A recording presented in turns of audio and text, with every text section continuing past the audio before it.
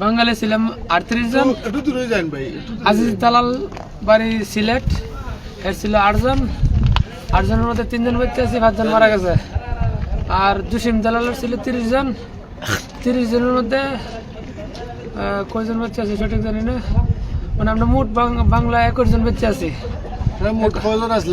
38 জন, 38 জনের মধ্যে 18 জন মারা গেছে, আর বাকি লোক বেঁচে আছি আমরা, বাকি লোক বেঁচে আছি। আর সুদানি ছিল 5 জন, 5 জন বেঁচে আছে। সুদানি ড্রাইভার আমরা রিকোয়েস্ট করছিলাম, একটা গ্যাসের পাম্প দেখে গেছিল সাগরে, বলছিলাম যে আমরা মরার চাইতে এখানে একটা আশ্রয় নেই, আমরা হেল্প করেন।